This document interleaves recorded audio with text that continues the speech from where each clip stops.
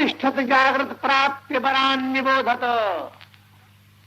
अनादिकाल से अविद्या की घोर निद्रा में सोने वालों भव्य जीवो, उत्तिष्ठत उठो, स्वस्वरूप भगवान आत्मा में जागो। किसी श्रेष्ठ महान पुरुष के उपसन्न होकर अपना आत्म कल्याण करो। यहाँ पर अध्यात्म निरूपण श्रीमद् भागवत परमहंस संहिता के माध्यम से हो रहा है। कल के प्रसंग में भगवान श्री कृष्णचंद्रानंद गंध परमानंद विश्वात्मा के जन्म की कथा कही गई थी।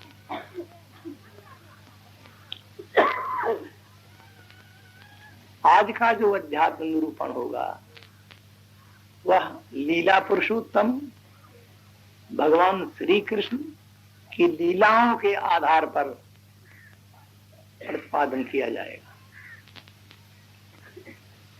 जिस समय महारानी जोगमाया के द्वारा कंस को यह निश्चय हो गया कि देवकी के गर्भ से पुत्र ही हुआ है, कन्या नहीं पैदा हुई, तो कंस घबरा गया। देवकी वसुदेव की हथकड़ी बेड़ी काट दिया। दंपति अपने स्थान को आ गए। रात्र भर कंस को नींद न आई। प्रातः काल होते ही दैत्यों की सभा बुलाया। दैत्यों की सभा में जो रात्र का वृत्तांत था वो सब उसने सुनाया। दैत्यों ने कहा कि महाराज, हम लोग प्रस्ताव पास कर चुके हैं, केवल आपकी आज्ञा होनी बाकी है। हम लोगों ने निश्चय किया है कि तुम्हारा शत्रु जहां कहीं भी पैदा हुआ होगा वो भी छोटा सा बालक होगा, तो हम सब दानवी माया करके प्रजा की राज्य की जितनी प्रजाएं हैं उन प्रजाओं के छोटे छोटे नन्हे नन्हे बालकों को हम लोग वध करेंगे। उनमें जहां कहीं होगा तुम्हारा शत्रु अवश्य में मारा जाएगा। कंस ने आज्ञा दे दिया। दैत्यगण उपद्रव करने लगे। अब गोकुल का समाचार ये है कि बाबा नंद को जब पता लगा कि हमारे यहाँ पुत्र पैदा हुआ है, तो उस समय भगवान श्री कृष्ण का जो जन्म महोत्सव बड़े धूमधाम के साथ बाबा नंद ने मनाया। ब्रजमंडल के जितने गोप और गोपियां, उनकी अपार भीड़ हुई और देवलोक के देवता और देवांगनाएं गोप और गोपियों के रूप में परिणित होकर सब भगवान कृष्ण के जन्म महोत्सव में सम्मिलित हुए। अब भगवान बाल लीला करने लगे। कंस के भेजे हुए पूतना, सकटासुर इत्यादि जो भी दैत्य वहां गए, भगवान के कर कमलों द्वारा उनका वध हुआ और सारूप्य मुक्ति के अधिकारी हुए। किसी दिन कोई गोपी अपनी सखी से कहती है कि शृणु सखी कौतुकमेकम, शृणु सखी कौतुकमेकम नंदनिकेतांगने मया दृष्टं गोधूलि धूसरितांगो नृत्यति वेदांत सिद्धांतः। अरे सखी,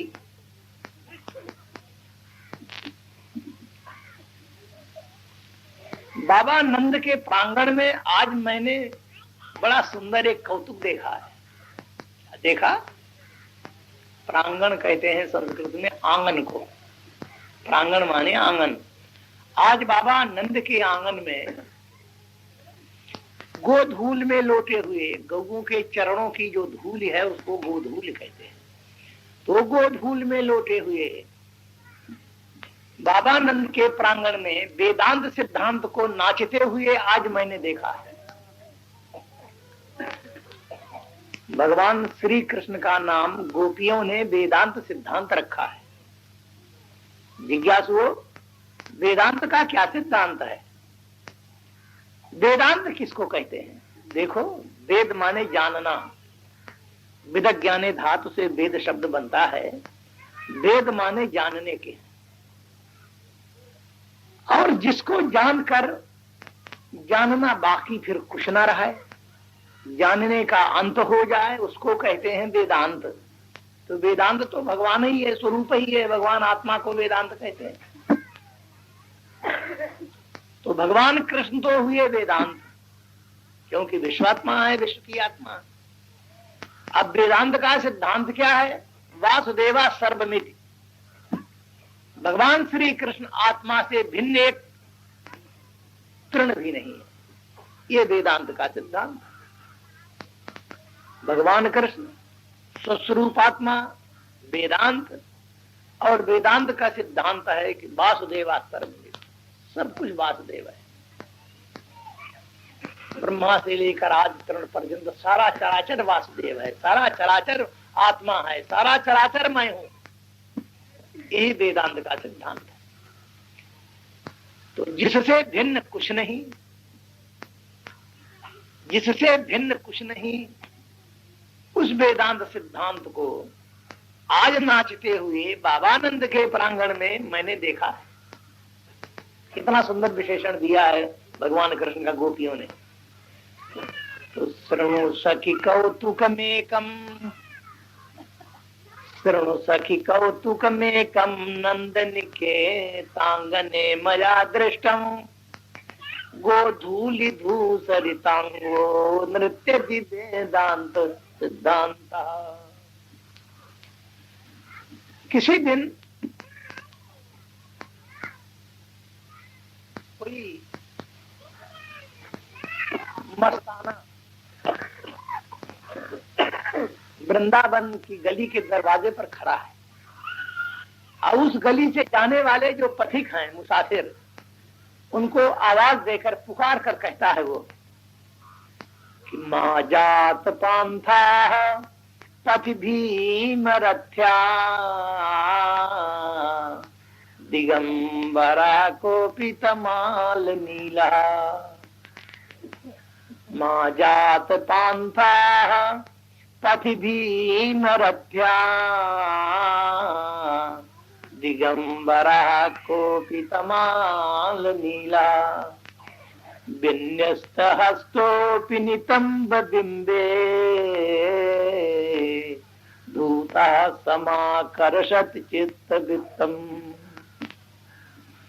माँ जात पांथा पथिका अस्मिन् पथि अस्मिन् मार्गे जूय माँ जात।